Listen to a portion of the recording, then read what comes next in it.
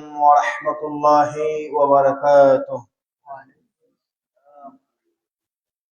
إن الحمد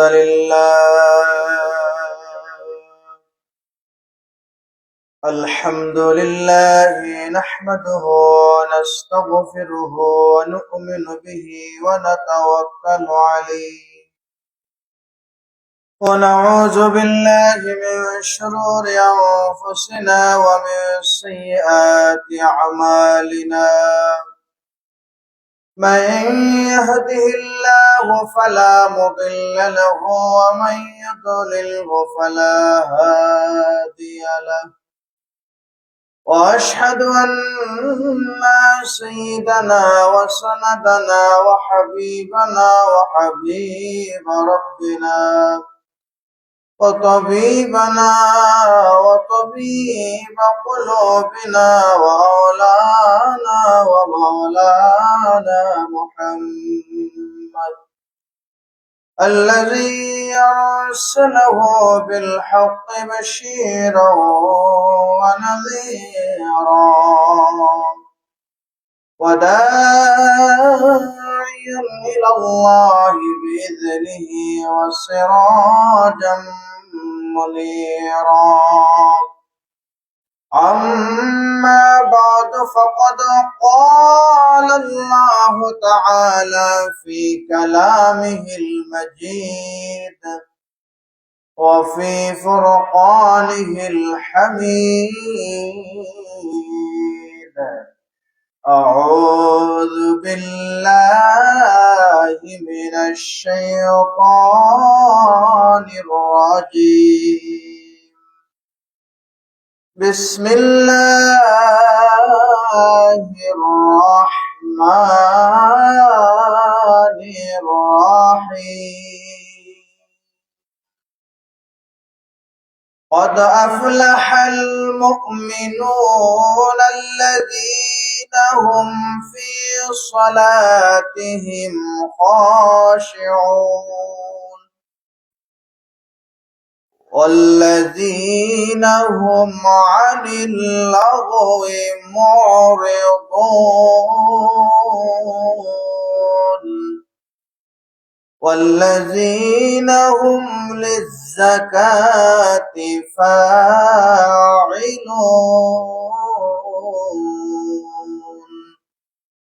والذين هم لفروجهم حافظون. وقال تعالى في شان حبيبه مخبرا وآمرا: إن الله وملائكته يصلون على النبي يا أيها الذين آمنوا صلوا عليه وسلموا تسليما. محبت درود شریف پڑھی. اللهم صل على مولانا محمد وعلى آل سيدنا مولانا. मेरे आका मेरे मौला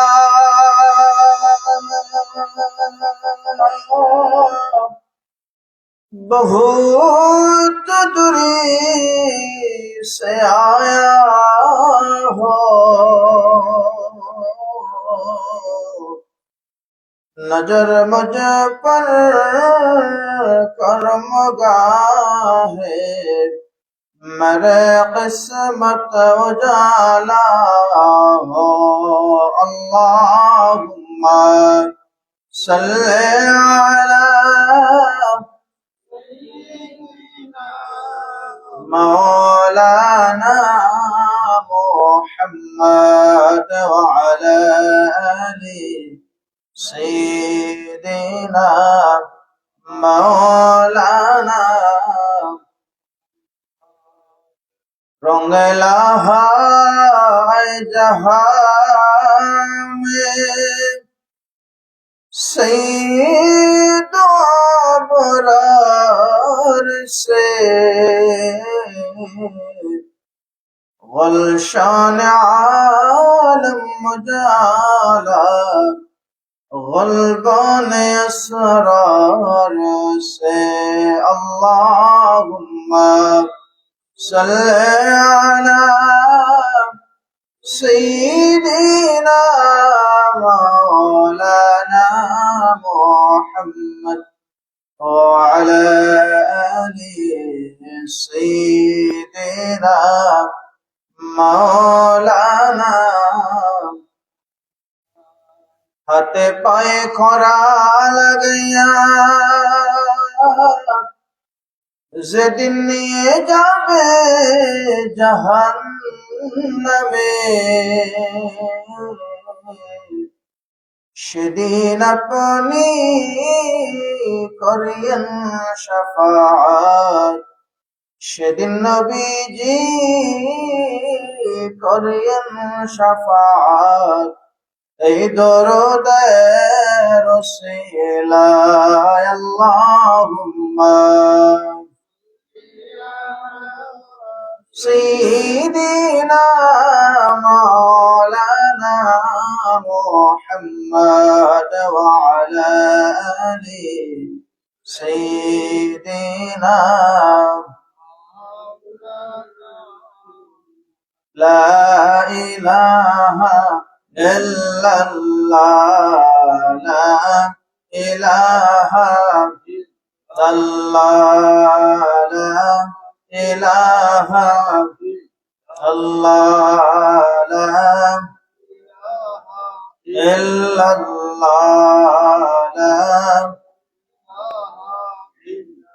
حمد पाके बारी ताला ला शरीक तिनी अकेला ला शरीक तिनी अकेला हमद पाके बारी ताला ला शरीक तिनी अकेला ला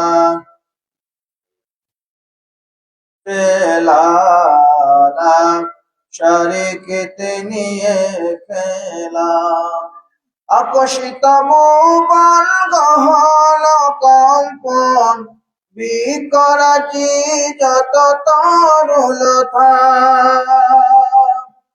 আকর্ষিত মোবাইল গহন কম্পন বিকরাচি যত তরুলতা সকলে মিলে তব নাম জপে সকলে মিলে তব নাম জপে বসিয়া নীরব নিরালা শরীক তিনি একলা हमद पाके बारी ताला ला शरीक तिनी अकेला ला शरीक तिनी अकेला দিবা কিংবা নিশি রবি কিংবা শশী সকলে তব নামের উদাসী দিবা কিংবা নিশি রবি কিংবা শশী সকলে তব নামের উদাসী পর্বত শিখরে অতল সাগরে পর্বত শিখরে অতল সাগরে তাসবিহ জপে যার সর্ববেলা শরীক তিনি একলা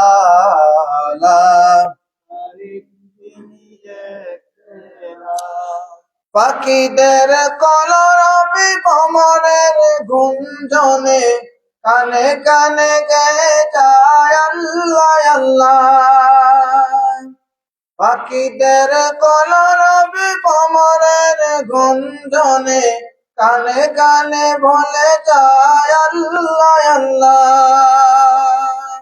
মৌমাছি গুনগুনে আকাশের গর্জনে, মৌমাছি গুনগুনে আকাশের গর্জনে জিকির উঠে কিশোরিল্লাহ।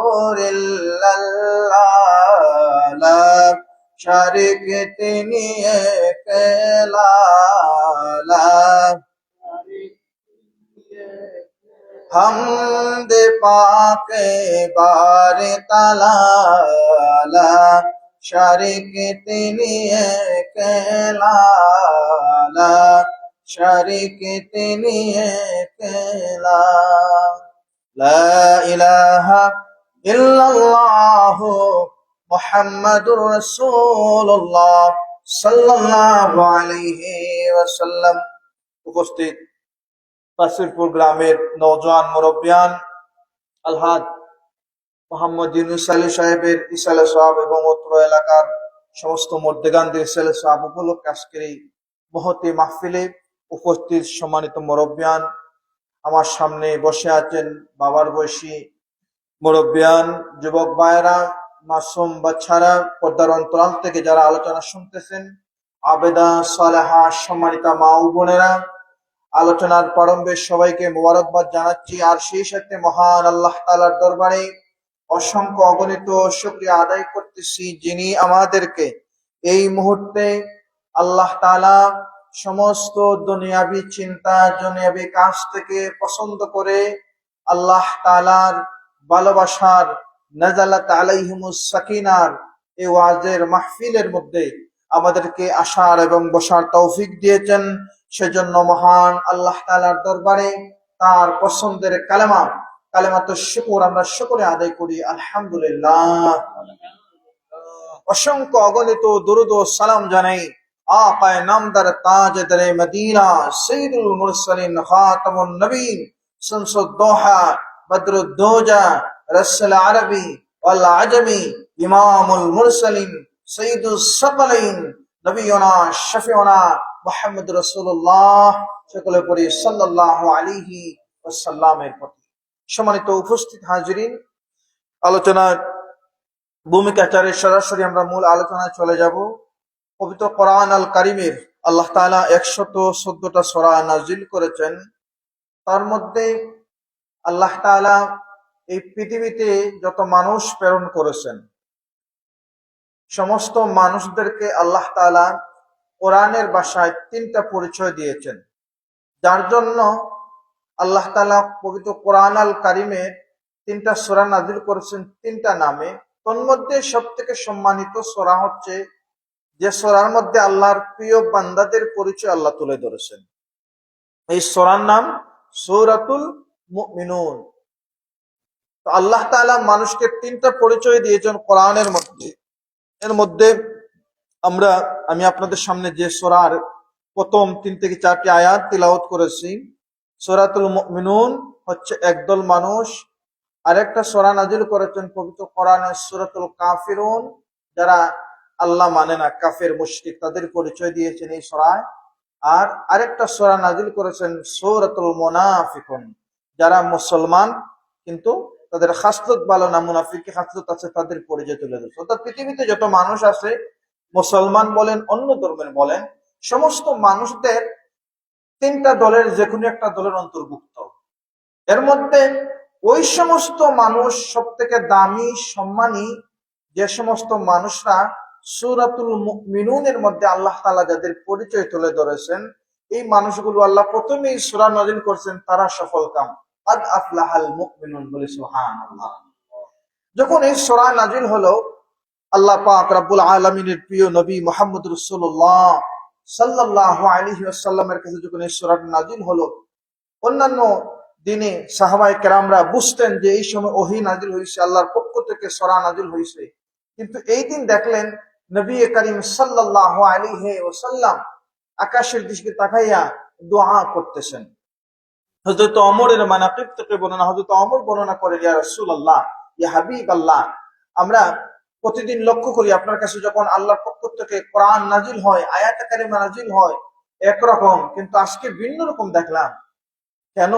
তখন নবীজি জবাব দিলেন, আল্লাহ পাক রব্বুল আলামিন আজকে আমার কাছে এমন কিছু আয়াত কারিমা নাজিল করেছেন, যা যদি আমার কোন উম্মতের মধ্যে, আল্লাহর কোন বান্দার মধ্যে গুণাবলী থাকে, আল্লাহ পাক রব্বুল আলামিন বলতেছেন এই মানুষগুলো জান্নাতের সার্টিফিকেট প্রাপ্ত হয়ে যাবে। উচ্চ আওয়াজ দিয়ে বলে সুবহানাল্লাহ। নবীজি এই আয়াত কারিমা নাজিল হওয়ার পর পবিত্র কোরআনের সূরাতুল মুমিনুনের প্রথম কয়েকটা 7টা, কেউ বলছেন 10টা আয়াত কারিমা যখন নাজিল হয়েছে, আল্লাহ নবী এত খুশি হয়েছেন, এত খুশি হয়েছেন, খুশি হয়ে আল্লাহর কাছে দোয়া করছেন, আল্লাহুম্মা লা তানকুসনা ওয়া আকরিমনা ওয়ারহামনা। অনেক লম্বা একটা দোয়া করলেন। এই দোয়ার মধ্যে বলে, আল্লাহ আপনি আমাকে দান করুন, দেওয়ার সময় কম দিবেন না, বাড়িয়ে দেন। বলে সুবহানাল্লাহ। আল্লাহ আমাকে সম্মান দান করুন, আমাকে কখনো বেইজ্জতি করিয়েন না। বলে আমিন। আমাকে অপসংস্কৃতি, আমাকে অকল্যাণময় মানুষ থেকে কল্যাণময়ী মানুষের তালিকায় রাখুন এবং তাদের থেকে আমাকে আরো সামনে রাখুন। বলে আমিন। এই দোয়াটা করলেন। করার পর সাহাবায়ে কেরামদের সামনে বললেন যে আল্লাহ তাআলা আমাকে এই মুহূর্তে পবিত্র কোরআনের এই গুরুত্বপূর্ণ আয়াতগুলো নাযিল করছেন। যে আয়াতে কারিমা কি? কদ আফলাহাল মুমিনুন, নিশ্চয় অবশ্যই মুমিনরা সফল কাম হয়ে গেছে। মুমিনরা সফল কাম। এখন কোন মানুষ সফল কাম, তাদের পরিচয় আল্লাহ বলে দিচ্ছেন। প্রথমে বলছেন এরাই বিজয়ী। এই মুহূর্তে আমি আপনাদের সামনে ঘোষণা করতেছি, বাসিরপুর গ্রামের তিনি সিলেটে একটা প্রতিযোগিতায় অংশগ্রহণ করে তারা বিজয়ী হয়েছেন। এখন তারা কারা, তাদের পরিচয় জানার জন্য আপনারা যারা ওইখানে যান নাই, মোটামুটি একটা আগ্রহ জাগে যে কাদের ছেলেপুলেরা আজকে জিতলো, আমরা জানি, এরকম জাগে তো। আল্লাহ সুবহানাহু ওয়া তাআলা এজন্য বান্দাদের প্রথমে এই জিনিসটা জানালেন, তারা বিজয়ী, তারা সফল কাম, তারা বিজয়ী হয়ে গেছে, তারা সফল কাম হয়ে গেছে। তারা কারা? প্রথমে বললেন তাদের সুসংবাদ জানালেন, তারা সফল কাম। এরপরে বললেন তারা কারা। প্রথম গুণ হলো ওই মানুষরা তারা যারা কদ আফলাহাল মুমিনুন। এই সূরাতুল মুমিনুনের মধ্যে প্রথম গুণ আল্লাহ তাআলা বলেন আল্লাযীনা হুম ফি সালাতিহিম খাশিউন। প্রথম বললেন আল্লাহ তাআলা কোন গুণ?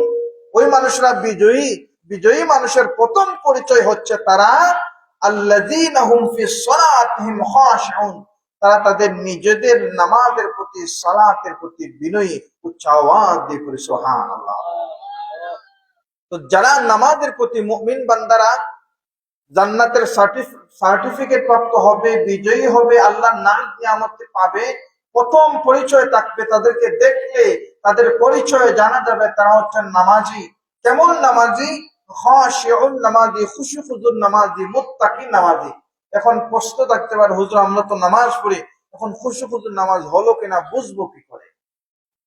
আল্লাহ পাক রব্বুল আলামিন সূরাতুল মুমিনুনের মধ্যে মুমিন, জান্নাতি মুমিনের প্রথম গুণ করলেন যারা মুত্তাকি, যারা নামাজি, খুশু খুজুর নামাজি, তারা হবে জান্নাতি। এখন খুশু খুজুর নামাজি, জান্নাতি নামাজি হবার দরকার আমাদের আসে না নাই? আল্লাহ তাআলা বললেন যাদেরকে বিজয়ী, তাদের প্রথম গুণ হচ্ছে, প্রথম পরিচয় হচ্ছে তারা নামাজের প্রতি বিনয়ী থাকবে। এখন খুশু খুজুর নামাজ কি? যে নামাজ পড়লে আল্লাহকে দেখা যায়, যে নামাজ পড়লে আল্লাহর সাথে কথা বলা যায়, যে নামাজ পড়লে আল্লাহ আপনার কথা শোনেন, ওই নামাজ আপনাকে করতে হবে। এখন তাফসীরের মধ্যে, ব্যাখ্যার মধ্যে লেখেন খুশু এবং খুজু এই জিনিসটা কি। তাফসীরের মধ্যে মুফাসসিরিন কেরামরা ব্যাখ্যা করেন খুশু এবং খুজু একটা হচ্ছে মানুষের চক্ষুর নিয়ন্ত্রণ থাকে, আর একটা হচ্ছে মানুষের অন্তরের নিয়ন্ত্রণ থাকে। বান্দা এই মুহূর্তে বাসিরপুর মসজিদে নামাজে দাঁড়ালো, নামাজে দাঁড়াইয়া বান্দা যদি এই মুহূর্তে মনে করে যে আমি জগন্নাথপুরে ওই জায়গার মধ্যে ওই জিনিসটা দেখে আসছি, বান্দা নামাজে দাঁড়াইছে ঠিক, কিন্তু তার অন্তরের হুজুর নামাজ হয় নাই। কথা বলেন ঠিক কিনা? এজন্য বান্দা যখন নামাজে দাঁড়াবে, বান্দা যখন আল্লাহর সাথে কথা বলতে থাকবে, শুনলে অবাক হয়ে যাবেন, শুনলে আশ্চর্য হয়ে যাবেন। আল্লাহ পাক রব্বুল আলামিন এই নামাজি বান্দাকে খুশু খুশু বান্দাকে কেন তো পছন্দ করেন? আর তাকবীরু তাহরিমুহা, বান্দা যখন নামাজের মধ্যে তাকবীরে তাহরিমা দেয় আল্লাহু আকবার, তাহরিমুহা বান্দার জন্য দুনিয়ার সবকিছু আল্লাহ পাক হারাম করে দেন। বলে সুবহানাল্লাহ। কেন হারাম করে দেন যদি আপনারা একবার চিন্তা করেন তাহলে আরো অবাক হয়ে যাবেন। আল্লাহ পাক এর জন্য হারাম করে দেন যাতে করে নামাজের মধ্যে দুনিয়ার সবকিছু বান্দা ভুলে যাইয়া বাইনা আব্দাল্লাহ, আল্লাহর সাথে এবং বান্দার যে গভীর সম্পর্ক, ভালোবাসার সম্পর্ক যেন একদম গভীর ভাবে বান্দা এবং আল্লাহর হয়ে যায়। বলে সুবহানাল্লাহ।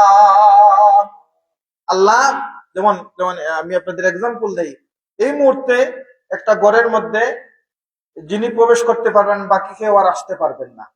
কেন পারবেন না? নেতার সাথে গোপন মিটিং হচ্ছে, কেউ আর প্রবেশ করতে পারবেন না। স্পেশাল সিকিউরিটি, এরকম হয় না?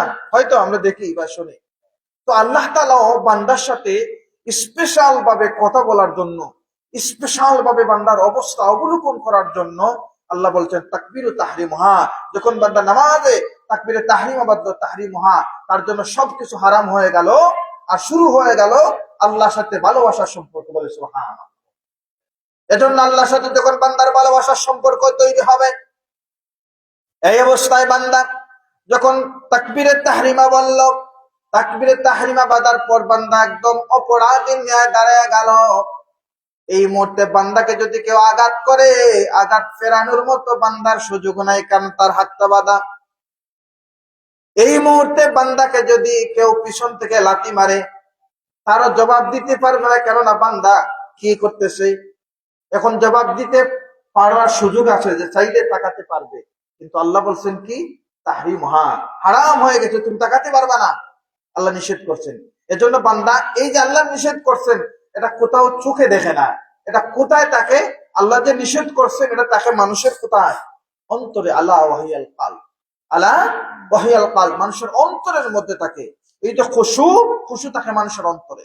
দুনিয়ার সিসি ক্যামেরা, যেটা যে জায়গার মধ্যে সিসি ক্যামেরা আছে ওই জায়গার মধ্যে দেখবেন মানুষ একটু সতর্কতা অবলম্বন করে। যদি সিসি ক্যামেরায় উঠে যায়, সুর ধরার জন্য বা চুরি না হওয়ার জন্য পাহারাদার হিসাবে বর্তমান আধুনিক যুগে সিসি ক্যামেরার ব্যবস্থা করা হয়। ঠিক তেমনি ভাবে আল্লাহ পাক রব্বুল আলামিন যখন বান্দার কানে কানে জানাই দিলেন তাহরিমুহা, তোমার জন্য হারাম হয়ে গেল মানা, আল্লাহ পাক তোমাকে সিসি ক্যামেরা তোমাকে জানাই দিলেন যে বান্দার দুনিয়ার চিন্তা করা যাবে না। নামাজে যখন বান্দা দাঁড়ায়, বান্দা যখন সূরাতুল ফাতিহা তেলাওয়াত করে, সূরাতুল ফাতিহার মধ্যে আল্লাহ পাক রব্বুল আলামিন বান্দার সাথে কথা বলেন। সুবহানাল্লাহ। একবার যদি গভীরভাবে আপনি চিন্তা করেন, আল্লাহ আপনার সাথে প্রতি নামাজে কথা বলেন, আপনি প্রতিটা নামাজের প্রতিটা রাকাতের মধ্যে আল্লাহর সাথে প্রথমেই কথা বলতেছেন। সূরাতুল ফাতিহা ছাড়া নামাজ হয়? হয় না। নফল বলেন, ফরজ বলেন, যত নামাজ হোক দুনিয়াতে, সব নামাজের ক্ষেত্রে সূরাতুল ফাতিহা পড়তে হয়। তো সূরাতুল ফাতিহা যারা অন্তরের মধ্যে খুশু নিয়াল্লাযিনা হুম ফিস সালাতিহিম খাশিউন, অন্তরে খুশু খুশু নিয়া সূরাতুল ফাতিহা পড়ে বান্দা যখন পড়ে আলহামদুলিল্লাহি রাব্বিল আলামিন, সমস্ত জগতের প্রশংসার মালিক একমাত্র আল্লাহ তাআলা, আল্লাহ বান্দার আয়াত পড়ার সাথে সাথে জবাব দিচ্ছেন হামিদানি আব্দি, আমার বান্দা আমার প্রশংসা করলো। বলে সুবহানাল্লাহ। নামাজ পড়ার সাথে সাথে আল্লাহ বান্দার সাথে কথা বলেন, কি মধুর সম্পর্ক। এজন্য বলছেন তাহরিমুহা, বান্দা আর কোনো চিন্তা করিস না, আমার সাথে যখন ভালোবাসায় লিপ্ত হবি শুধু আমার সাথেই থাকবি। আল্লাহ চান আমাদের সাথে ভালোবাসা সম্পর্ক তৈরি করতে। আর আমরা যখন মসজিদে নামাজে যাই, নামাজে দাঁড়াই, তখন আমাদের চিন্তায় আসে হে বাড়িতে তো মোটরের চুষ দিয়ে আইসি, এই মুহূর্তে কি হবে। নামাজে দাঁড়ায় ব্যবসায়ী, দোকানের মধ্যে তো কর্মচারীকে দিয়ে বিশ্বাস নাই, যদি একটু হিসাবে গরমিল করে। নামাজে দাঁড়ায় পাশের জন নামাজে কি করতেছে এই চিন্তা। নামাজে দাঁড়ায় ইমাম সাহেবের নামাজ লম্বা হয়েছে না বাড়তি হয়েছে, পাশের জন কেমন করে সেজদা দিচ্ছে, তার পা কোথায়, তার হাত কোথায়, এগুলো মানুষ লক্ষ্য করে।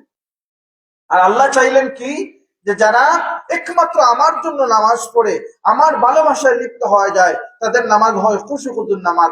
আর এই নামাজটা যে বান্দা পড়ে, আমি আল্লাহ বলতেছি ওই বান্দা হচ্ছে জান্নাতের সার্টিফিকেট প্রাপ্ত। বলে সুবহানাল্লাহ।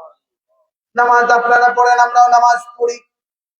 নামাজের মহব্বত, নামাজের তাজিম, নামাজের ভালোবাসা এত মধুর। ইসলামের অন্যতম খলিফা ওমর ইবনে আব্দুল আজিজ, যাকে দ্বিতীয় ওমর বলা হয়, ওমর ইবনে আব্দুল আজিজের যুগে একজন যুবকের নামাজ, এমন নামাজ তিনি পড়েছেন। সরফুস সুদুর কিতাবের মধ্যে আল্লামা ইবনে কাসির বাদায়ান নিহায়ার মধ্যে ঘটনাটা লিখেন। মুসলমান সম্রাট ওমর ইবনে আব্দুল আজিজ রোম সাম্রাজ্যের মধ্যে ইসলামের দাওয়াত দিয়ে কিছু যুবককে প্রেরণ করলেন, তোমরা যাও রোম সাম্রাজ্যে যাইয়া ইসলামের দাওয়াত দিবা। তারা এই দাওয়াত নিয়ে কয়েকজন যুবক রোম সাম্রাজ্যের মধ্যে রওনা দিলেন। রোম সাম্রাজ্যে যখন তারা গেলেন, যাবার পর রোম সাম্রাজ্যের অসংখ্য অসংখ্য খ্রিস্টানেরা মুসলমান মাত্র কয়েকজন যুবক, তাদেরকে তারা পাকড়াও করে ফেললো। মুসলমান যুবকরা, তোমরা কেন আসছো? আমরা আসছি কালেমার দাওয়াত দিব, লা ইলাহা ইল্লাল্লাহ মুহাম্মদ রাসূলুল্লাহ, কালেমার দাওয়াত নিয়ে আসছি, কালেমার দাওয়াত গ্রহণ করো। তোমরা তোমরা যদি সাদরে গ্রহণ করো, আখিরি জামানার নবী উম্মত যদি তোমরা হয়ে যাও, আল্লাহ তোমাদেরকে তোমাদের পূর্বের গুনাহ মাফ করে দেয়া তোমাদেরকে জান্নাতি বানায় দেবেন। সুবহানাল্লাহ। কিন্তু খ্রিস্টানরা সহজে কি ইসলাম গ্রহণ করবে? এই যুবকদেরকে তারা পাকড়াও করল, এক এক করে মুসলমান যুবকদেরকে শহীদ করে দিল। তন্মধ্যে একজন যুবক, যে যুবক নাম সেনাপতি আমির, যারা এই গ্রুপ নিয়ে গেছিল, কয়েকজন যুবকের নেতা যে ছিল তার নাম সেনাপতি আমির যুবক। এই যুবকটাকে তারা হত্যা করলো না। খ্রিস্টানদের ধর্মযাজক যে তাকে পণ্ডিত, তাকে প্রভ বলা হয়। এই প্রভ অত্যন্ত বুদ্ধিমত্তার অধিকারী, তাকে প্রভ চিন্তা করলো আরব দেশ, ওই জায়গা থেকে আমাদের রোম সাম্রাজ্যের মধ্যে ইসলামের দাওয়াত নিয়ে আসছে তার নেতৃত্বে, নিশ্চয়ই যুবক যেন তেন যুবক না। এই যুবকের সাহস আছে, যুবকের বুদ্ধি আছে। এই যুবকের সাহসিকতা, বুদ্ধিমত্তা যদি আমরা আমাদের খ্রিস্টান ধর্মের মধ্যে ব্যবহার করতে পারি, যুবকের মাধ্যমে আমাদের ধর্মের প্রসার এবং প্রসার আরো বাড়তে থাকবে।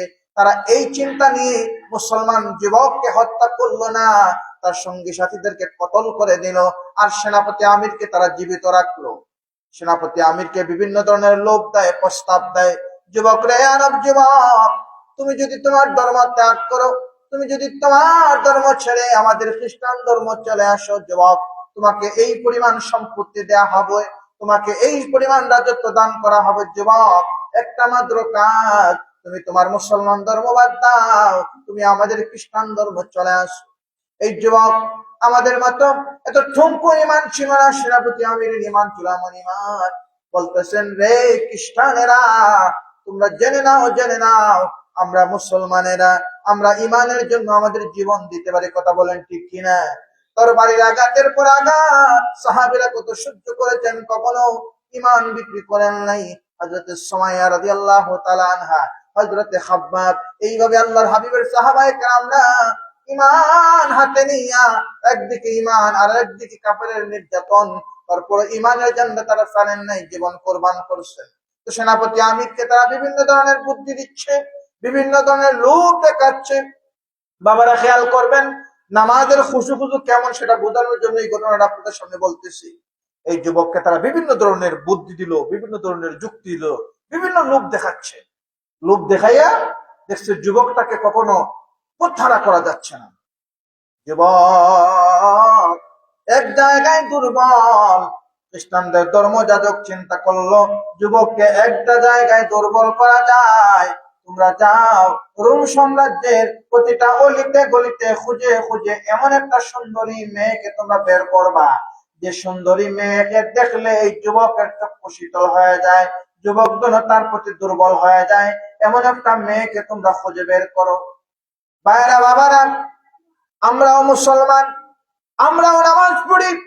সেনাপতি আমির যখন অনেক লম্বা ঘটনা, তার জন্য বিভিন্ন ধরনের প্রলোভন দেখালো, লোভ দেখালো, তার ইমান বিক্রি করতে পারলো না। শেষ পর্যন্ত যুবককে একটা জায়গায় দুর্বল করার জন্য একটা মেয়ে, সুন্দরী মেয়েকে হাজির করলো। আর সেনাপতি আমিরের সামনে হাজির। সেনাপতি আমিরকে একটা ঘরের মধ্যে দরজা বন্ধ করে ওই নারীটাকে দেয়া হলো। এই নারীটাকে বলতেছে, যুবক তারিফুনি, তুমি আমার পরিচয় জানোনি? আরে যুবক তারিফুনি, তুমি আমাকে চিনোনি? তিনি বলতেছেন, আনতুমুন নিসা, তুমি আনতা আনতা নিসা, তুমি একজন নারী। আর কি, তোমার আর কোনো পরিচয় আছে নাকি? এই নারী বলতেছে, যুবক এই রোম সাম্রাজ্যের মধ্যে যদি সৌন্দর্যের প্রতিযোগিতা দেয়া হয়, তাহলে যত সৌন্দর্য মেয়ে হবে, সবার আগে সব থেকে সৌন্দর্যের অধিকারী হচ্ছে আমি। আর আমাকে বিবাহ করার জন্য, আমাকে পাওয়ার জন্য রোম সাম্রাজ্যের অনেক রাজা বাদশার সন্তানেরা পর্যন্ত পাগল পায়, কিন্তু আমার রূপ যৌবন আমি কাউকে দেয় নাই। যুবক রে, আমি তোমাকে সব উজাড় করে দিয়ে দেব। তোমাকে মাত্র একটা কাজ করতে হবে, তুমি তোমার মুসলমান ধর্ম বাদ দেয়া তুমি যদি আমাদের খ্রিস্টান ধর্ম গ্রহণ করো, আমি আমার রূপ যৌবন সব তোমাকে উজাড় করে দেব। বলে নাউজুবিল্লাহ। এই জায়গার মধ্যে আমাদের যুবকরা কি করে? স্কুল কলেজের মধ্যে কি একটা অবস্থা, ইউনিভার্সিটি গুলো দেখে মা বাবা যখন যায়, এই পরিবেশ দেখে তারা লজ্জায় কথা বলতে পারে না। এরকম আমাদের দেশের পরিবেশ হয়েছে কিনা?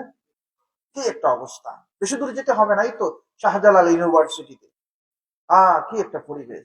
রাতের অন্ধকারে একদিন গেলাম, মাগরিবের নামাজের পর ছেলে মেয়ে অবাধ হাঁটতেছে, হাত ধরে হাঁটতেছে, অথচ একজন পরপুরুষ, একজন পর নারীর জন্য চোখে দেখা, তাকে ছোঁয়া, তাকে চিন্তা করা সম্পূর্ণরূপে হারাম। কথা বলেন ঠিক কিনা? কিন্তু আমাদের দেশের পরিবেশ কি হচ্ছে? ঘটনা লম্বা করতেছে না, সেনাপতি আমিরকে মেয়েটা প্রস্তাব দিচ্ছে, তোমাকে কোনো কাজ করতে হবে না, আমাকে মোহর দিতে হবে না, সম্পত্তি দিতে হবে না, যদি তুমি তোমার ধর্ম ত্যাগ কইরা আমাদের খ্রিস্টান ধর্ম গ্রহণ করো, তাহলে আমি তোমাকে সব দিয়ে দিব। মুসলমানদের ইমান কোন জায়গার মধ্যে আল্লাহ পাক সেনাপতি আমিরকে বিজয় দান করলেন। সেনাপতি আমির দেখলেন একেই তো একটা ঘরের মধ্যে দরজা বন্ধ করা, আমি চাইলেও তাকে প্রতিবাদ করতে পারবো না। এই মুহূর্তে আল্লাহর সাথে প্রেমের সম্পর্ক যদি আমি করতে পারি, এই মুহূর্তে দুনিয়ার কোনো মানুষ আমাকে সাহায্য করার মতো সুযোগ নাই। আমার যে বন্ধুরা আমার সাথে আসছিল, তাদের জীবন তারা কোরবান দিয়ে দিচ্ছে। এই মুহূর্তে এই ঘরের মধ্যে একমাত্র যিনি সাহায্য করতে পারেন, তিনি কে? তিনি আল্লাহর সাথে সাহায্য চাইলেন। কেমন করে সাহায্য চাইতে হয়? সেনাপতি আমির মেয়েটাকে বললেন, রাতের অন্ধকার, আমি আমার যে ধর্মের অনুসারী, আমি তোমার সাথে কথা বলবো, ঠিক আছে, সব হবে, ঠিক আছে, কিন্তু আমি কোনো কাজ করার আগে যাকে আমি খুশি করতে হয়, যার অনুমতি নিতে হয়, যার কাছে আশ্রয় চাইতে হয়, তিনি কে? জোরে বলুন কে? কিন্তু আমরা আল্লাহর নাম নিয়ে সবার শেষে।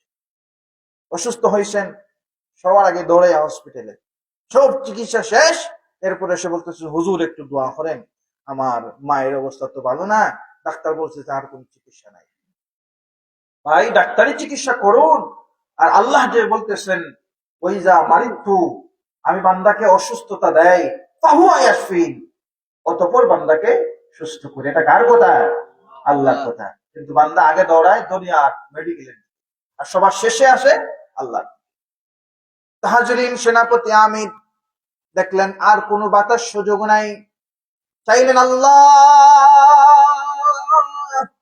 যে ইমানের দাওয়াত নিয়ে, যে ইমানের কালেমার বার্তা নিয়ে আরব দেশ থেকে রোম সাম্রাজ্যে আসলাম, আল্লাহ যদি কালেমার দাওয়াত দিতে পারি আমাকে বিজয়ী দাও, যদি দাওয়াত না দিতে পারি তাহলে আমাকে, আমার জীবন যৌবনকে ধ্বংস করে দিও না, আল্লাহ আমাকে হেফাজত করো।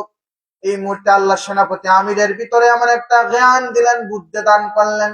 সেনাপতি আমির মেয়েটাকে বলতেছে, রাতের অন্ধকার, আগে আমি আমার আল্লাহর সাথে অনুমতি নিতে হবে, কথা বলতে হবে। আর আমরা মুসলমানরা যখন কোনো কাজ করতে যাই, কোনো ভালো কাজ অথবা কোনো বিপদ আপদের আগে, কোনো ভালো কাজ করার আগে প্রথম যে চিন্তা করি আমরা, সালাতুল হাজতের নামাজ পড়ি। এটা হচ্ছে নবীর সুন্নাত। কথা বলেন ঠিক কিনা? এটা কোথা থেকে আসছে? তার জবাব হচ্ছে, এই মাসে ২৭তম রজনীতে ২৭শে রজব রাত্রিতে নবিয়ুনা শাফিউনা মুহাম্মদ রাসূলুল্লাহ সাল্লাল্লাহু আলাইহি ওয়াসাল্লাম আপনাদের মনে আসেনি বাইতুল মুকাদ্দাসে নামাজ পড়ছিলেন। এই নামাজ আল্লাহর হাবিব কোন নামাজ পড়ছেন? এর আগে আল্লাহর হাবিব কিছু নামাজ পড়ছেন। আল্লাহর হাবিবকে যখন হারাম শরীফ থেকে আল্লাহর হাবিবকে রওনা দেওয়া হয়েছে, রওনা দেওয়ার কিছুক্ষণ পর আল্লাহর হাবিব থামলেন। বলা হলো জিবরাইল, এটা কোন জায়গা? জিবরাইল বললেন আপনি 2 রাকাত নামাজ পড়ুন। বলা হলো ইয়া রাসূলুল্লাহ, ইয়া হাবিবাল্লাহ, এটা হচ্ছে ওই জায়গা যেই জায়গার নাম হচ্ছে মদিনা, আপনি ওই জায়গার মধ্যে আগমন করবেন। এই জায়গায় যে আল্লাহর হাবিব 2 রাকাত নামাজ পড়েছিলেন, কোন নামাজ পড়েছিলেন? হাজতের নামাজ। এবং বাইতুল মুকাদ্দাসে গিয়ে নামাজ পড়েছিলেন, কোন নামাজ পড়ছিলেন? হাজতের নামাজ। আর মুসলমান সেনাপতি আমির যখন বিপদের মধ্যে, চতুর্দিকে দরজা বন্ধ, এই মেয়েটাকে বলতেছে সব হবে, সব হবে, আগে হবে আল্লাহর সাথে কথা, এরপরে হবে তোমার সাথে কাজ। কথা বলেন ঠিক কিনা? আর আমাদের আগে হয় কাজ, পরে হয় নামাজ। এটা গজল আছে না? নামাজ কাজকে বলো না, নামাজ আছে, নামাজকে বলো কাজ আছে। এরকম একটা গজল আছে না? নাই? সেনাপতি আমি বললেন আগে আল্লাহর সাথে আমার কথা বলতে হবে, সত্যের পরে তোমার সাথে আমি কথা বলবো। সেনাপতি আমি এই সময় 2 রাকাত নামাজে দাঁড়ালেন। এমন নামাজ পড়ছেন যে আমরাও নামাজ পড়ি, সেনাপতি আমিরও নামাজ পড়ছে। যে নামাজ এত কবুল হয়েছে আল্লাহর কাছে, আজকে 1500 বছর পরেও, বছরের পর বছর পরেও এই যুবকের নামাজের কথা মনে পড়লে বোঝা যায় আল্লাহ যে বলছেন আল্লাযীনা হুম ফি সালাতিহিম খাশিউন, খুশুখুজুর নামাজ কেমন নামাজ এই শিক্ষা দিয়ে গেছেন সেনাপতি আমির। তিনি নামাজে দাঁড়াইলেন, এমন নামাজ পড়লেন 2টা রাকাত নামাজ। নামাজ পড়তে পড়তে দেখা যায় রাতের শুরু থেকে নিয়ে রাত একদম শেষ ভাগ হয়ে গেছে। শেষ ভাগ হয়ে গেছে। সালাম ফেরায় আল্লাহর কাছে করে যদি মোনাজাত করি, নারীটাকে বলতেছেন রে মহিলা, আজকে রাত তো মোটামুটি শেষ হয়ে গেছে, আজকে রাত শেষ হয়ে যাক, আমি তোমার সাথে আগামী কালকে রাত্রে কথা বলবো, আগামী কালকে তোমার সাথে আমার সব হবে। এই দিন চলে গেল, পরের রাত্রে আবার এভাবে কথা বলতে চায়, খারাপ অঙ্গভঙ্গি দেয়। মুসলমান যুবক, তাকরা ইমান, কেমন ইমান ছিল? সেনাপতি আমির বলেন আমি তোমার সাথে যে কোনো কথা বা কাজের আগে যেটা করতে হবে, আমি আমার আল্লাহর সাথে কথা বলতে হবে, আল্লাহ শুকরিয়া আদায় করতে হবে। তিনি নামাজে দাঁড়ায় যান। পরের রাত্রে নামাজ পড়েন, রাত্রে দেখা যায় শেষ হয়ে যায়। মেয়েটা বলে যুবক রে, আজকেও কি তুমি আমার সাথে কথা বলবা না? সেনাপতি আমির বলেন রাত শেষ হয়ে গেছে, ফজরের নামাজের সময় হয়ে গেছে, আমি আজকে তোমার সাথে আর সময় দিতে পারবো না, আগামীকালকে রাত্রে তোমার সাথে আমার মোলাকাত হবে। এইভাবে যেতে যেতে প্রায় 40 রাত পর্যন্ত মেয়েটা একজন যুবকের ইমান হারা করতে চায়, আর যুবক আল্লাহর ভালোবাসায় ডুব দেয়, বলে সুবহানাল্লাহ। 40 রাত্র যখন হয়ে গেল, মেয়েটা অবাক হয়ে গেল, এই রাতে আপনার সাথে খারাপ অঙ্গভঙ্গি দেখায় না। বলে যুবক রে,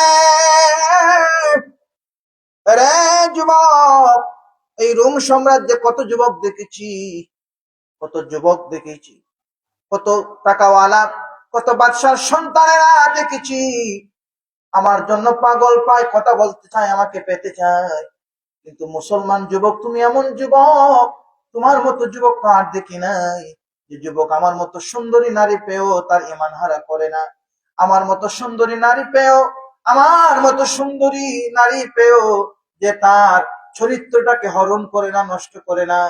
নিশ্চয়ই তুমি জেনে তেন যুবক নয়, নিশ্চয়ই তুমি সত্য, তোমার ধর্ম সত্য। বলে সুবহানাল্লাহ। জোরে আওয়াজ দিয়ে বলে সুবহানাল্লাহ। এই নামাজ এমন নামাজ পড়ছে, এই নামাজ, এই মানুষটাকে আল্লাহ যে বলছেন ইন্নাস সালাতা তানহা আনিল ফাহশাই ওয়াল মুনকার, যারা নামাজ পড়ে আল্লাহ তাআলা ওই নামাজকে সমস্ত ফিতনা থেকে, সমস্ত খারাপ কাজ থেকে, সমস্ত মন্দ কাজ থেকে বাঁচাই রাখেন। কে? জোরে বলেন কে? আমরা নামাজ পড়ি, আমাদের নামাজ আমাদেরকে আজ পর্যন্ত মিথ্যা কথা চালাতে পারে নাই। কথা বলেন ঠিক কিনা? নামাজ পড়ে সুদ খায়, নামাজ পড়ে ঘুষ খায়া বেচার করে এমন মানুষ, এমন নামাজি আমাদের সমাজে আছে না নাই? এই নামাজের, এই নামাজের পরিচয় আল্লাহ পাক কোরআনে দেন নাই। আল্লাহ পাক ওই নামাজের কথা বলছেন আল্লাযীনা হুম ফিস সালাতিহিম খাশিউন, যে নামাজ পড়লে চোখের সামনে একটা সুন্দরী টকবগে নারীকে রেখেও যে নামাজটাকে ঈমান হেফাজত করে, এমন নামাজ পড়ার কথাই আল্লাহ বলতেন। কথা বলেন ঠিক কিনা? কিন্তু আমরা নামাজ পড়ি, জীবন তো অনেক দিন চলে গেল, নামাজ পড়ে এখন আমি খারাপ কাজ করি, নামাজ পড়ে বান্দা এখনো মিথ্যা কথা বলে। তাহলে বুঝতে হবে আপনি ওই নামাজ পড়তে পারেন নাই যে নামাজের কথা আল্লাহ বলছেন আল্লাযীনা হুম ফি সালাতিহিম খাশিউন, যে নামাজ হবে বিনয়ী, যে নামাজ হবে খুশু খুজুর নামাজ। এই নামাজ যদি আপনি পড়তে না পারেন, আজীবন নামাজ পড়েন, নামাজের স্বাদ আপনি পাবেন না। আল্লাহ বলছেন তাকবীরু তাহরিমুহা ওয়া তাসলিমু আহলিলুহা, বান্দা যখন তাকবীর তাহরিমা দেয়, বান্দার জন্য দুনিয়ার সবকিছু হারাম হয়ে যায়। ওয়া তাসলিমু, বান্দা যখন আসসালামু আলাইকুম ওয়া রাহমাতুল্লাহ বলে, এই সালামের মাধ্যমে আবার দুনিয়ার সবকিছু বান্দার জন্য হালাল হয়ে যায়। এই যে সময়টা বান্দা যদি একমাত্র নিজের সব প্রেম ভালোবাসা উজাড় করে আল্লাহর সাথে সময়টা ব্যয় করতে পারে, নামাজের আরকান, নামাজের আহকাম, নামাজের খুশু এবং নামাজের খুজু পরিপূর্ণভাবে ধরে রাখা বান্দা যে নামাজ পড়ে, আল্লাহর হাবিবের হাদিসে কুদসির মধ্যে আসে, ওই নামাজের সাথে আল্লাহ কথা বলেন, ওই নামাজের সাথে আল্লাহ দেখেন। এখন আমাদের যে চক্ষু নাই, আমরা আল্লাহকে যে দেখবো, এই চক্ষু তো নাই। আল্লাহর হাবিব বলতেছেন এই বিশ্বাস ওই বান্দাদের অন্তরের মধ্যে থাকে যাদের মধ্যে খুশু আছে, যাদের মধ্যে খুশু আছে, ওই বান্দারা চিন্তা করে আল্লাহ তো আমাকে দেখতেছেন, আর ওই নামাজি হবে জান্নাতের প্রথম কাতারের বান্দা। বলে সুবহানাল্লাহ। এজন্য খুশু খুজুর নামাজ পড়ার দরকার আছে না নাই? কথা বলেন, আসে না নাই? আমরা নামাজ পড়ি, আমাদের নামাজের খুশু খুজু কেমন আছে প্রত্যেকে নিজে নিজেই চিন্তা করেন। আমি আপনাদেরকে বলবো না যে আপনার নামাজ কেমন, আপনি নিজেই চিন্তা করুন আমরা কোন নামাজ পড়ি। আর সেনাপতি আমির কোন নামাজ পড়ছে? সেনাপতি আমির 40 রাত পর যখন দেখলো মেয়েটা, এই যুবকটাকে ইমান হারা করা যায় না, তখন মুসলমান যুবকের কাছে আত্মসমর্পণ করলো আর বললো, রে যুবক, তুমি সত্য, তোমার ধর্ম সত্য, তুমি আমাকে তোমার ধর্মের কালিমা পড়াও, লা ইলাহা ইল্লাল্লাহু মুহাম্মাদুর রাসূলুল্লাহ। পড়ে আল্লাহু আকবার। জোরে পড়েন আল্লাহু আকবার। এই নামাজ এই যুবকটাকে খারাপ কাজ থেকে ফিরালো কি ফিরালো না? কিন্তু আমাদের ফিরাইতে পারে না। কেন পারে না? এটা নামাজের দোষ না। নামাজকে দোষ দিবেন না। আপনি যদি জীবনভর নামাজ না পড়েন, নামাজের কোনো ক্ষতি হবে না। আর আপনি যদি জীবনের ভালোবাসা, আল্লাহর প্রেম হৃদয়ে নিয়া একটা রাখত তাহাজ্জুদের নামাজ পড়তে পারেন, ফজরের নামাজ পড়তে পারেন, মনের মতো মন দিয়া, প্রেমের মতো প্রেম দিয়া আল্লাহর সাথে যদি নামাজটা পড়তে পারেন ভাই, আর নামাজের ভালোবাসা যখন আপনার অন্তরে তৈরি হয়ে যাবে, আপনি পরিপূর্ণ নামাজ না পড়ে ঘুমাতে পারবেন না। কথা বলেন ঠিক কিনা? এজন্য হাজিরিন, আমাদেরকে মুমিন হতে হলে, জান্নাতি হতে হলে, জান্নাতি সার্টিফিকেট প্রাপ্ত হতে হলে প্রথম যে গুণ আমাদের থাকতে হবে সেটার নাম কি? খুশু খুজুর নামাজ। কোন নামাজ? খুশু খুজুর নামাজ, বিনয়ী নামাজ। যে নামাজ পড়লে আল্লাহকে দেখা যায়, যে নামাজ পড়লে আল্লাহ আপনার নামাজ দেখেন। ফেরেশতাদেরকে প্রশ্ন করেন, এই মুহূর্তে আমার বান্দা দুনিয়ার তার সামনে একটা দাওয়াতের ব্যবস্থা ছিল, তার সামনে রঙ্গলীলার ব্যবস্থা ছিল, এরপরও বান্দা কেন নামাজের মধ্যে দাঁড়ায় আস, বান্দা এইভাবে হাত কেন বাঁধলো? ফেরেশতারা যখন প্রশ্ন করেন, তখন ফেরেশতা বলেন, আল্লাহ, এই বান্দা একমাত্র আপনার ভালোবাসায়, গভীর ভালোবাসায় ঢুকতেছে। আল্লাহ, আপনার বান্দা হাঁটতে বাঁধতে অপরাধীর ন্যায় দাঁড়িয়ে গেছে। বান্দা কি অপরাধ করেছে আল্লাহ? আপনার বান্দা এই কাজটা করেছে। আপনি যে নামাজে খুশু খুজুর সাথে দাঁড়াইছেন, আপনার দাঁড়ানোটাও আল্লাহর কাছে পছন্দ হয়েছে। তখন ফেরেশতারা বলেন, আল্লাহ, আপনার বান্দা অপরাধীর ন্যায় দাঁড়াইছে, কেন দাঁড়ালো? আল্লাহ আপনার সাথে কথা বলতে চায়। কেন কথা বলতে চায়? আপনার প্রিয় বান্দা হতে চায়। কেন প্রিয় বান্দা হতে চায়? আল্লাহ, আপনি তো বলেছেন বান্দাকে জান্নাত দান করবেন। আমার বান্দা কি জান্নাত দেখেছে? না দেখে নাই। জাহান্নাম দেখেছে? না দেখে নাই। তাহলে আমার বান্দা কেন এই জান্নাত এবং জাহান্নামের লোভ তার মধ্যে আছে? আল্লাহ, আপনার হাবিব মুহাম্মদ রাসূলুল্লাহ সাল্লাল্লাহু আলাইহি ওয়াসাল্লাম জান্নাতের নিয়ামতের যে বর্ণনা দিয়েছেন আপনার বান্দা সেটা বিশ্বাস করে, আর তার মনের মধ্যে তামান্না, তার মনের মধ্যে আকাঙ্ক্ষা, এই আকাঙ্ক্ষা নিয়ে নামাজে দাঁড়াইছে, এই জন্য বান্দা তার সম্পদের চিন্তা করে না, বান্দা তার খাবারের চিন্তা করে না, বান্দা ঘুমের চিন্তা করে না। নামাজে যে দাঁড়াইছে ওই বান্দার নামাজের সময় চলে যায়, আর আমরা নামাজ পড়ে 2 মিনিটে আমাদের 2 রাকাত শেষ।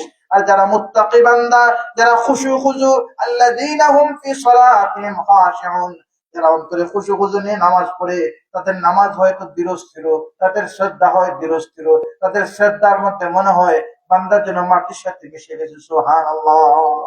এই জন্য হাজরিন, আমাদেরকে জান্নাতি হতে হলে প্রথম যে গুণ আমাদের মধ্যে থাকতে হবে, কি থাকতে হবে? খুশু খুজুর নামাজ থাকতে হবে। যারা এই নামাজ পড়বেন, আল্লাহর কোরআনে জান্নাতি সার্টিফিকেট তো প্রথম বান্দার কথা কি? যারা নামাজের খুশু খুশু হবে।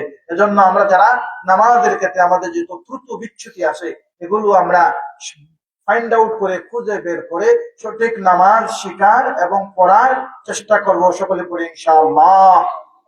2 নম্বরে আল্লাহ পাক রব্বুল আলামিন ওই সমস্ত মানুষদের পরিচয় দিচ্ছেন, মুমিন বান্দাদের পরিচয় দিচ্ছেন।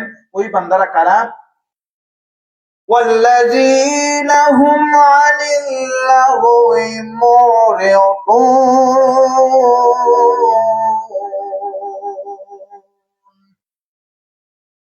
মুমিন বান্দাদের 2 নম্বর পরিচয় হচ্ছে তারা, ওই বান্দারা অনর্থক কথাবার্তা বলবে না, অপ্রয়োজনীয় কথাবার্তা বলবে না, অনুপযোগী কথাবার্তা বলবে না। বান্দা তার জবানের হেফাজত করবে। কিসের হেফাজত করবে? বান্দার জিহ্বা। আল্লাহর হাবিবের হাদিস হচ্ছে আমলিকুল লিসান, বান্দা তুমি তোমার জিহ্বার মালিক হয়ে যাও। আর আমরা আমাদের জিহ্বা সারাটা দিন মানুষের পিছনে খাটাই। আমার কথা মনে হয় আপনার বোঝেন নাই। জিহ্বা আপনার, কিন্তু আপনি বলুন অমুক এই করেছে, অমুক সেটা করেছে, আমি ওই জায়গার মধ্যে তাকে দেখে আসছি, তার কাজটা ভালো লাগে নাই, তার কাজটা ভালো লাগছে, সব সময় খালি মানুষের কথা বলে, ঠিক কিনা?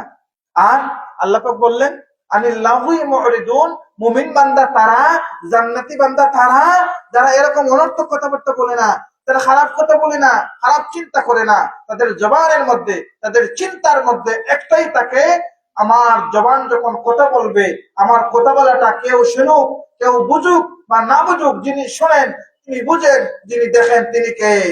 আল্লাহ। এজন্য বান্দা প্রতিটা কথা বলার আগে আল্লাহ পাক কোরআনে বলেন, মা ইয়ালফিজু মিন কাউলিন ইল্লা লাদাইহি রাকিবুন আতীদ। বান্দা যে কথা বলে না কেন, মা ইয়ালফিজু মিন কাউলিন ইল্লা লাদাইহি রাকিবুন আতীদ, বান্দা আমরা যে কথা বলি, কথা বলার সাথে সাথেই 2জন ফেরেশতা কিরামান কাতিবিনা ইয়ালামুনা মা তাফআলুন, 2জন ফেরেশতার সাথে সাথে সেগুলো লিখে রাখেন। আর মুমিন বান্দার 2 নম্বর গুণ আল্লাহ তাআলা বলতেছেন, তারাই হবে জান্নাতি। তাদের পরিচয় হলো তারা অনর্থক কথাবার্তা বলে না, অপ্রয়োজনীয় কথাবার্তা বলে না। এই জিহ্বা তার, সে তার চিন্তা করে। জিহ্বা যেমন আমার জিহ্বা, যদি আমি অতিরিক্ত গরম চা খাই, জিহ্বাটা ফুসকা পড়ে যাবে। এই মুহূর্তে আপনি আমার জিহ্বায় চিকিৎসা দিতে পারবেন? আমাকেই ডাক্তারের কাছে যেতে হবে, আমি জিহ্বার মধ্যে মলম লাগাইতে দিবে। কিন্তু আপনার কথা বলতে যাই আমার হুশ জায়গায় ছিল না। এরকম আছে না নাই? ইস, তোমার সাথে কথা বলতে যাই তো আমার হুশ ছিল না ভাই, আমি তো গরম ডাইলা দিছি। এরকম হয় কি হয় না? আর আপনি যদি আল্লাহর ভয় আপনার ভিতরে রাখতেন, যে আমি পাক্কা মুমিন হতে চাই, আমি জান্নাতি হতে চাই, আল্লাহ যে বলছেন কি, ওয়াল্লাযীনা হুম আনিল লাগwi মুরিদুন, আমি অনর্থক কথাবার্তা বলবো না, অপ্রয়োজনীয় কথাবার্তা বলবো না। আপনি হিসাব করে পাড়া দিবেন, আপনি ঠান্ডা গরম বুঝে খাবারটা খাবেন। আর যদি বেহুশের মতো মানুষের চিন্তা করেন, তাহলে আপনার জবান থেকে অনর্থক কথাবার্তা বের হবে, আর আপনি আর মুমিন বান্দার তালিকায় থাকবেন না, মুনাফিকের তালিকায় চলে যাবেন। হয়তো আপনি ধর্ম থেকে খারিজের তালিকায় চলে যেতে পারেন। তবে যদি আপনার জবানে হেফাজত করতে পারেন, আপনি হবেন জান্নাতি। আর যদি হেফাজত করতে না পারেন, হয়তো আপনার আমলের কারণে, মন্দ কথা বলার কারণে, মন্দ জিকির করার কারণে, মন্দ ফিকির করার কারণে আপনি জাহান্নামী হয়ে যাবেন। কথা বলেন ঠিক কিনা? জবানের দাম আপনারা বুঝেন নাই, আমরা বুঝি না। আল্লাহর পয়গম্বর হযরত আইয়ুব আলাইহিস সালামের নাম আপনারা শুনছেননি? আপনাদের নাম শুনছেননি? আইয়ুব নবীর নাম শুনছেননি? আইয়ুব নবী, যাকে আল্লাহ তাআলা সারাটা শরীরের মধ্যে এই যে পোকা দিয়েছিলেন, পোকা যেটার খাদ্য আল্লাহ পাক একজন নবীর শরীরের মধ্যে রাখছেন, অর্থাৎ তিনার শরীরটা খেতে খেতে খেতে খেতে সে তার জীবন পরিচালনা করছে পোকাগুলো। এই পয়গাম্বর সারাটা শরীরের মধ্যে পোকা গজানো, জনপদের মানুষ আল্লাহর পয়গম্বর হযরত আইয়ুব নবীকে তার জনপদ থেকে বের করে দিল। পাহাড়ের পাদদেশে যাইয়া নীরবে নিবৃত্তে তিনার প্রাণের স্ত্রী রহিমাকে লইয়া আল্লাহর গোলামি করেন। আর গায়ের মধ্যে পোকা বের হয়, একটা দিন একটা পোকাকে তিনি নিজের হাত দিয়ে তার জীবন শেষ করেন নাই, মারেন নাই। পোকা তৈরি হয়, খায়, খেতে খেতে খেতে খেতে সারাটা শরীর একদম জার্জা করে দিয়েছে। স্ত্রী অবাক হয়ে গেলেন। একদিন দেখলেন আল্লাহর পয়গম্বর আইয়ুব নবী চোখের পানি ছেড়ে কান্না করেন আর বলেন, উহ আল্লাহ। অবাক হয়ে গেলেন, প্রাণের স্বামী, দীর্ঘদিন থেকে আপনার দেহের মধ্যে এত পোকা, কিন্তু আজ পর্যন্ত কোনোদিন আপনি আল্লাহর কাছে নালিশ করেন নাই, কোনোদিন উহ শব্দ বলেন নাই, কোনোদিন আহ শব্দ বলেন নাই, কোনোদিন আল্লাহর কাছে নালিশ করেন নাই। জানতে চাই আজকে কেন আপনি উহ শব্দ বললেন? তখন আল্লাহর পয়গম্বর হযরত আইয়ুব আলাইহিস সালাম বলেন, স্ত্রী রহিমা, শোনো শোনো শোনো, আল্লাহ পাক রব্বুল আলামিন আমাকে যখন আমার পায়ের মধ্যে পোকা দান করলেন, পায়ের শক্তি হারিয়ে ফেললাম, আমি বসে বসে আমি আমার রবের গোলামি করতে শুরু করলাম। আমার হাতের মধ্যে পোকা গজালো, হাতের শক্তি হারালাম, আমি হাত বাদ দিয়ে দিলাম, আমার আপাদা মস্তক বাদ দিয়ে দিলাম। সব যখন শেষ হয়ে গেল, আমার সব দেহের মধ্যে অংশ বিশেষ আর কিছু নাই, এখনো আমার জিহ্বা আছে, লা ইলাহা ইল্লাল্লাহ, লা ইলাহা ইল্লাল্লাহ। আমি আমার জবানের মধ্যে আমি আল্লাহর গোলামি করতে পারি।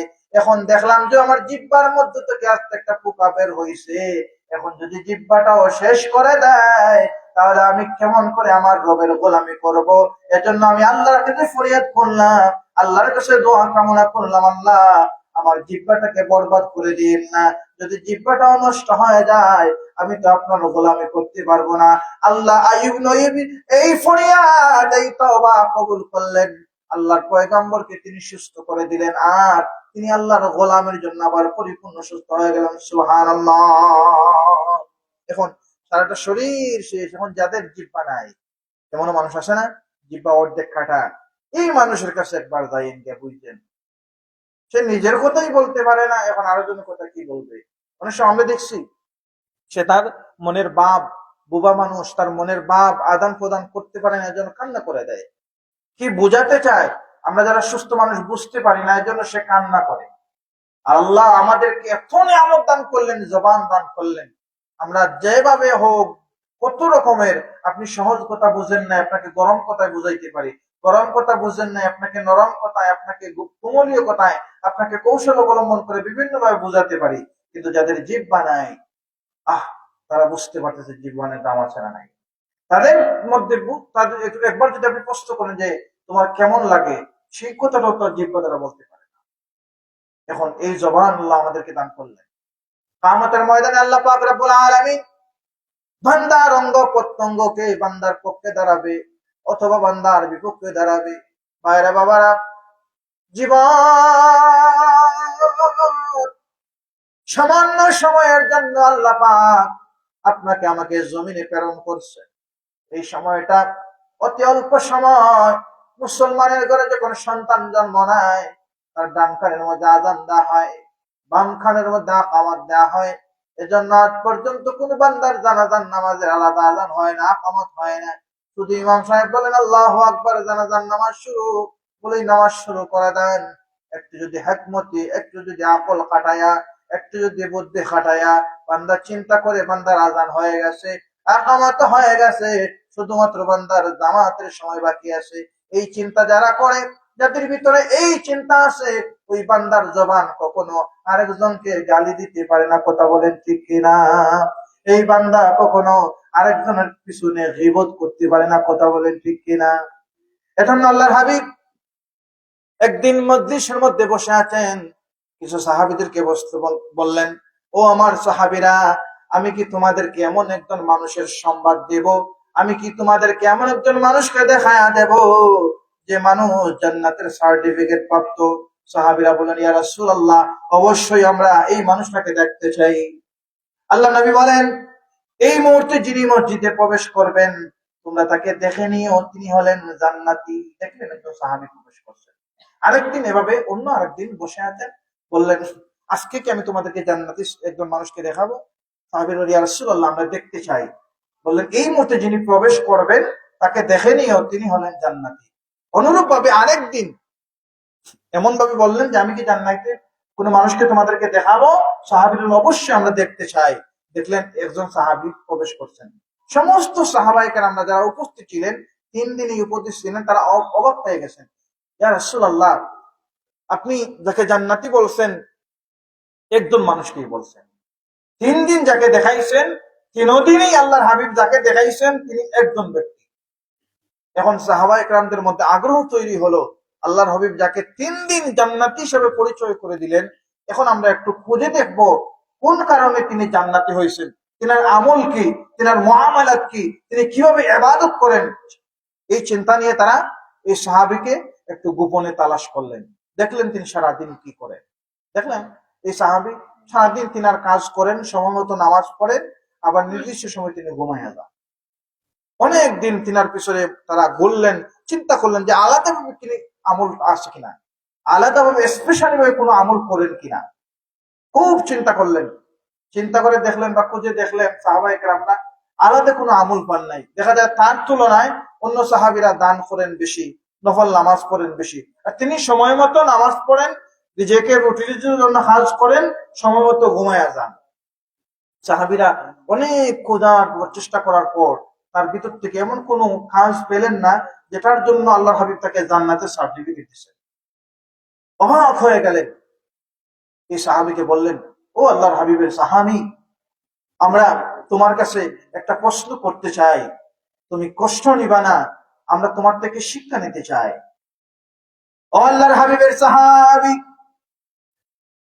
আল্লাহর নবী আমাদেরকে জান্নাতি মানুষের সাক্ষাৎ নেয়ার জন্য বলেছিলেন। আমরা আল্লাহর হাবিবের কাছে জান্নাতি মানুষ দেখার জন্য প্রাণপণ আহ্বান করেছিলাম। আল্লাহর হাবিব আমাদেরকে দেখাইছেন। তবে দুঃখজনক হলে সত্য, আর আমাদের গর্বের বিষয়, আমাদের পরিতাপের বিষয় নয়, আমাদের আনন্দের বিষয় হচ্ছে 3 দিন যাকে আল্লাহর হাবিব জান্নাতি বলেছেন এই মানুষটাই হচ্ছেন আপনি। বলে সুবহানাল্লাহ।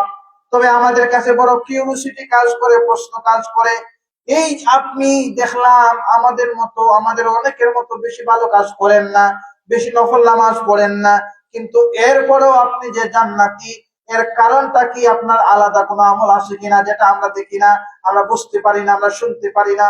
তখন এই সাহাবী বললেন, রে আমার ভাইরা, বাল আনতুম সাহাবী, তোমরাও আল্লাহর হাবিবের সাহাবী, আমি তোমাদের কাছে জানতে চাই, তোমাদেরকে জানিয়ে দিতে চাই, আমি আলাদা কোনো আমল করি না, আমার আলাদা কোনো ইবাদত নাই, তবে আমি একটা কাজ করি, একটা কাজ করি। কাজটা কি? ইহতিসাব। ইহতিসাব মানে নিজেকে নিয়ে চিন্তা করা। জিহ্বা আপনাকে নিয়ে চিন্তা করবে, আর আমাদের জিহ্বা মানুষকে নিয়ে চিন্তা করে। কথা বলেন ঠিক কিনা? আর নবীর সাহাবী জান্নাতি হয়েছেন ইহতিসাব, আত্মসমালোচনা করার কারণে। তিনি সবসময় রাতের অন্ধকারে যখন ঘুমাতে যাইতেন, সারাটা দিন তিনি কতটুকু ভালো কাজ করতেন চিন্তা করতেন, কতটুকু খারাপ কাজ করতেন চিন্তা করতেন।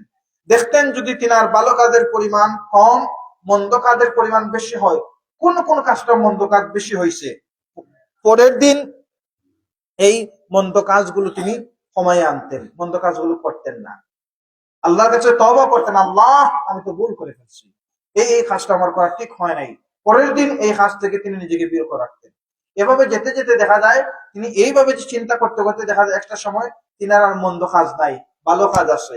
তখন তিনি আল্লাহর কাছে দোয়া করেন, আল্লাহ আমাকে আপনি মন্দ কাজ থেকে ফেরাইয়া ভালো কাজের প্রতি আপনি রাখুন, আপনারা ইবাদতগার বান্দার মধ্যে আমাকে রাখুন, মন্দ বান্দার থেকে, ফাহিশা কাজ থেকে আমাকে বাঁচায় রাখুন। তিনি রাতে ঘুমানোর যাওয়ার আগে সারাদিন কি করেছেন, কি কাজ করেছেন সবকিছুর জন্য ইহতিসাব করতেন, আর এই জবানের মাধ্যমে আল্লাহর কাছে তাওবা করতেন। উচ্চ আওয়াজ দিয়ে বলে সুবহানাল্লাহ। শুধুমাত্র মানুষের পিছনে কথা বলা থেকে নিজেকে হেফাজত রাখছেন আর নিজের চিন্তা করছেন, এই জবান তিনাকে দুনিয়াতে থাকা অবস্থায় আল্লাহর হাবিবের জবান মুবারকের মাধ্যমে জান্নাতের ফয়সালা, জান্নাতের সার্টিফিকেটের ঘোষণা দিয়ে দিয়েছেন। সুবহানাল্লাহ। আর আল্লাহর কোরআন বলছে, আল্লাযীনা হুম আনিল লাগwi মুরিদুন, যারা মুমিন বান্দা তারা মন্দ কথা বলে না। আল্লাহর কোরআনের কথা আর আল্লাহর হাবিবের বাস্তব আমল একদম মিলে গেছে, কথা বলেন ঠিক কিনা? কিন্তু একদল মানুষ আছে যারা বলে আমরা কোরআন জানি, কোরআন মানি, হাদিস দিয়ে আবার কি করব? এরকম মানুষ আছে না নাই? আহলে কোরআন আছে যারা শুধু কোরআন মানে, আল্লাহর হাবিবের হাদিস মানে না। এমনও মানুষ পৃথিবীতে জন্ম নিছে। এদের থেকে আল্লাহ পাক আমাদের হেফাজত করে, সকলে বলি আমিন। সম্মানিত হাজিরিন, জবান এমন একটা নিয়ামত। এই যে আমি আপনাদের সাথে কথা বলতেছি, আজকে যদি আমার জবান না থাকতো, আমার জবানের মাধুর্যতা না থাকতো, আপনারা আমার কথা শুনতেন না, কথা বলেন ঠিক কিনা?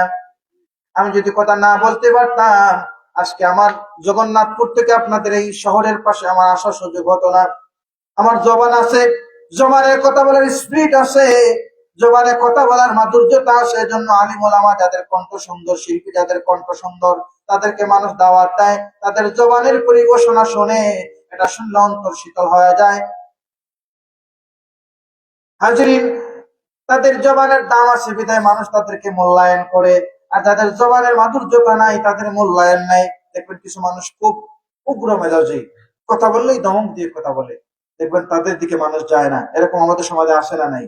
আর যাদের জবানের মধ্যে মাধুর্যতা আসে, দেখা হলে সুন্দর দিয়ে সালাম করে কথা বলে, আপনি কেমন আছেন, শরীর ঠিক আছে কিনা, এইভাবে যারা কথা বলে, দেখবেন তাদের পাশে মানুষ যেতে চায়। আর যারা খুব উগ্রভাবে কথা বলে, তাদের পাশে মানুষ খুব কম যায়। এরকম আমাদের সমাজে মানুষ আসে না নাই? আর যারা এই যে নরম স্বভাবী, আল্লাহর হাবিবের পছন্দের স্বভাবী, আল্লাহ হাবিব যখন কথা বলতেন মুস্কি হেসে কথা বলতেন। আল্লাহ হাবিব জবান থেকে কখনো উগ্র মেজাজে, কখনো খুব উচ্চ সুরে কথা বের হতো না। আর এই স্বভাব আল্লাহর কাছে এত পছন্দ লাগছে, এই জন্য আল্লাহ পাক কোরআনে আয়াতে কারিমা নাযিল করছেন, এই স্বভাব যাদের মধ্যে থাকবে তারা হবে মুমিন বান্দা। আর এমন মুমিন বান্দা তারা জান্নাতি হয়ে যাবে, বলে সুবহানাল্লাহ। আল্লাহ পাক রব্বুল আলামিন আমাদেরকে কবুল করুন। সময় আমার শেষ হয়ে গেছে।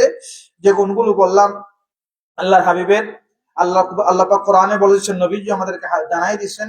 প্রথম গুণ হচ্ছে আমরা হব এমন মানুষ, এমন নামাজি, আল্লাযীনা হুম ফি সালাতিহিম খাশিউন, নামাজ পড়বো খুশু খুজুর নামাজ।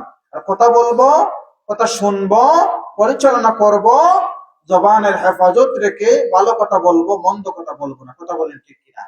মন্দ কথা বলার থেকে ভালো কথা বলা উত্তম। আপনি অসংখ্য মন্দ কথা বললেন আর ভালো কথা একটা বললেন, হবে না। আপনাকে ভালো কথা কম বলুন, কিন্তু মন্দ কথা থেকে মুক্ত থাকুন, মান সমতা না যায়। আপনি নীরব থাকলেন, মুক্তি পেলেন। আর আমরা বলি আমি যত বেশি কথা বলতে পারি আমি তত জ্ঞানী।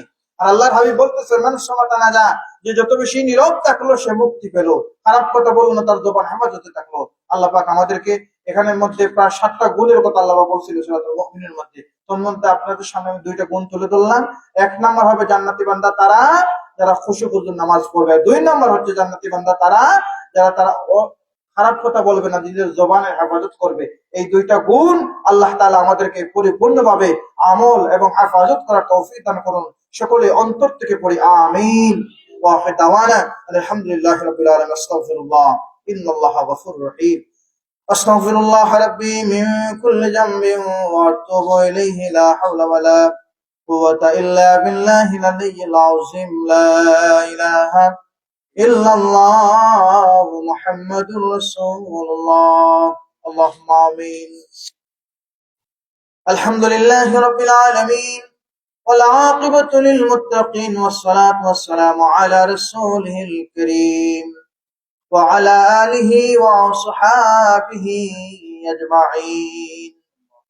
ربنا ظلمنا أنفسنا وإن لم تغفر لنا وترحمنا لنكونن من الخاسرين.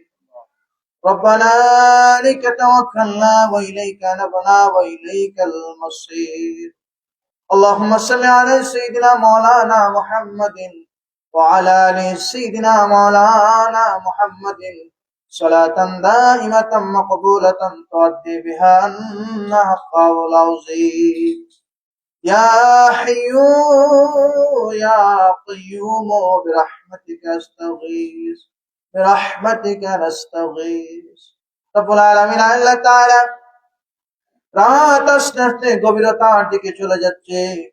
পবিত্র রজব মাসের একদম অন্তিম মুহূর্তে আপনার মায়ার বান্দাদের আজকের মুবারক মাহফিল থেকে আপনার দুয়ারে আপনার অসংখ্য অগণিত মায়ার বান্দাদের নিয়ে আমি গুনাহগার ভিখারির বেশে হাত বাড়িয়েছি। আল্লাহ আমাদের জীবনের তামাম গুনাহগুলি আপনি মাফ করে দেন। জেনে না জেনে, বুঝে না বুঝে রাতের অন্ধকারে বন্ধুর পাল্লায় পড়ে, শয়তানের দোকায় পড়ে সগীরা কবিরা যত গুনাহ করেছে আল্লাহ, জীবনের তাম গুনাহগুলি আপনি মাফ করে দেন। আয় আল্লাহ, আপনি তো রহমানের দুনিয়া, আপনার রহমান নামের সিনায় আমাদের গোপন গুনাহগুলি মাফ করে দেন আল্লাহ, আমাদের প্রকাশ্যের গুনাহগুলি মাফ করে দেন রব্বুল আলামিন। আল্লাহ তাআলা আমাদের কলিজার টুকরা মা বাবা যারা অন্ধকার কবরে চলে গেছেন, তাদের কবর গুলো আপনি জান্নাতের বাগান বানিয়ে দেন। এই জমিনে থাকা অবস্থায় সন্তানদেরকে খাওয়ানো পড়ানোর জন্য অনেক মা বাবা নামাজ কাজা করেছে, অনেক মা বাবা ইচ্ছা থাকা সত্ত্বেও ভালো কাজ করার সুযোগ পান নাই সন্তানের জন্য। এমন মা বাবা যাদের অন্ধকার কবরে আল্লাহ, তাদের খবরে আপনি আযাব দেন না। যাদের মা বাবা এখনো জীবিত আছেন আল্লাহ, খেদমত করার তৌফিক দান করুন। আমার প্রিয় ভাই হাফিজ আমির হামজা সালিম সাহেবের আব্বাকে মাফ করে দেন আল্লাহ, আপনার বান্দার কবরকে জান্নাতের বাগান বানায় দেন। এই এলাকার যত মানুষ অন্ধকার কবরে আল্লাহ, প্রত্যেকের কবরকে আপনার রহমত দিয়ে ভরপুর করে দেন। আর আজকের এই মাহফিলকে কবুল ও মঞ্জুর করে দেন। আমার প্রিয় ভাইরা, যারা আলোচনা করবেন মুফতি মদরুদ্দিন আলামিন সাহেব, হাবিবুর রহমান সিদ্দিকী সাহেব, আল্লাহ আপনার বান্দাদেরকে সুস্থ অবস্থায় কোরআন এবং হাদিসের কথা বলার তৌফিক দিন। তাকাব্বাল মিন্না ইন্নাকা আনতাস সামিউল আলিম। আয় আল্লাহ, তোমার যে মায়ার বান্দারা আজকের আয়োজন করেছেন, তাদের আয়োজনকে কবুল ও মঞ্জুর করে নেন। এই মজলিসের মধ্যে আমরা যারা উপস্থিত হয়েছি, আমাদের মক্কা মদিনা না দেখায় মওতের ডাক দিয়ে না, আমাদের পক্ষ থেকে অসংখ্য অগণিত দুরূদ ও সালাম মদিনা তৈয়বা পৌঁছায় দেন। আয় আল্লাহ, আমাদের প্রিয় মুর্শিদ কুলতুলি সাহেব কুবলার দরজাতকে বুলন্দ করুন। আপনার মকবুল আলী রুহানি ফয়েজ দিয়ে আমাদেরকে মালামাল করে দেন। তাকাব্বাল মিন্না ইন্নাকা আনতাস সামিউল আলিম ওয়া তুব আলাইনা ইয়া মাওলানা ইন্নাকা আনতাত তাওয়াবুর রহিম।